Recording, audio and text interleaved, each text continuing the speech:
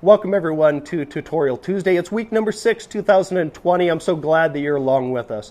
Thank you for tuning in and thank you for participating. I have a couple of announcements and then we'll get right into your questions. Announcement number 1 is really more of a reminder that September 4th through the 6th out in South Dakota, I'll be having my fall photography workshop alongside Jen Zeller, aka the South Dakota Cowgirl. Swipe over, sign up, check that out. Announcement number 2 is really just a huge thank you out to Brandy Carlisle and Tanya Tucker for hosting us, my wife, BB's Boots and Apparel, behind the scenes, just raw access to these amazing ladies. So thank you for having us. Thanks for taking us on the bus and just making us your friends. We really appreciate it, and it's a memorable experience that we won't ever forget. So thank you. Let's get right into your questions.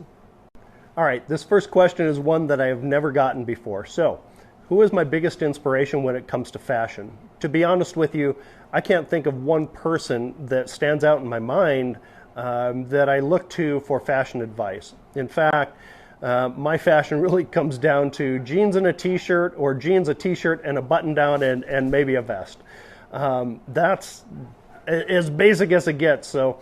If you have any good inspirational tips for me, send them my way. Thank you for asking. Okay, and this next question, do I ever print or do I just save images in a storage file after a session? The answer is both. So there's many times that I'll choose images from a session that I've done and I'll print them for myself or for the studio. But most of the sessions that I do, images do get printed from them. But to be honest with you, the vast majority of my images will go right onto a hard drive, and it's pretty rare that someone prints everything out there. But so the short answer is it's both. Okay, the mirrorless bodies. Yes, I've shot with the Canon EOS R, which is absolutely amazing. I thoroughly enjoyed it, and I'm really looking forward to the next version that's coming out. Now, you want to head over to Bruce Dorn's page because he'll have more detailed information. This will actually be kind of funny because I use an old Canon 580 EX2. I haven't upgraded for, well, quite a long time as far as my speed lights go, and I match that with a Westcott Rapid box. Now for me, outside of the speed lights, I constantly use my Explorer 600s. I have 3 of those, and they're absolutely amazing. High-speed sync. They're also wireless, which is a huge advantage. I love that to death. This hat that I'm wearing right here comes from my friend Raymond over at JW Hats. Check them out. Also, I have one coming from my friend Mike out at Great Basin Hat Company, and check him out. My feelings on it, even though my 5D3 and 4 both have 2 memory card slots on them, I only use one, and I've only used one since the original 5D. A lot of people say, it's great for backup and all that kinds of. I have a pretty horrific story working for one of the largest motorcycle manufacturers out there and having one of my cards fail on me. You have to come to my workshop to hear that. I'll tell you this, it doesn't matter which one you choose as long as you get the shot. For me, I would consider myself a little old school and I'll use the optical viewfinder, but with the EOS R, that EVF is amazing. Thank you for keeping the feelers out there, and I look forward to hearing from you on that. Over this year, you're going to see me probably pop up in other places around the country with some quick weekend workshops, so watch for those. Yes, I have 2. Number 1, pay attention to composition. So if you're not familiar with it, look up maybe an hour's worth of compositional overview.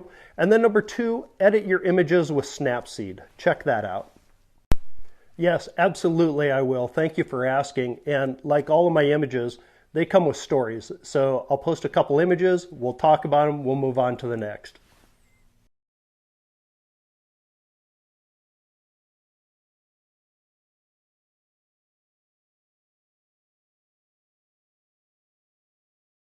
Okay, in those first 2 images of Leanne and Hadley, my wife and I had just come back from New Zealand. Hadley called me up and said, we need you to shoot our wedding. We knocked those images out in 45 minutes, chasing sunsets.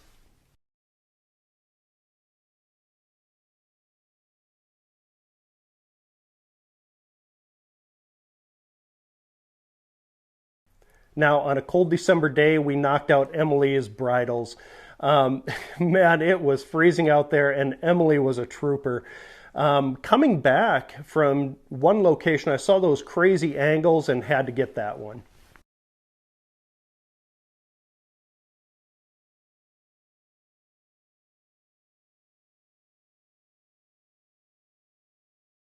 Okay, now Josh and Mandy up in Montana in June. The weather can be unpredictable. In fact, we had rain the whole day. So, what I did was take a light, put it behind the cross, and backlit the rain as it was coming down, and loved it.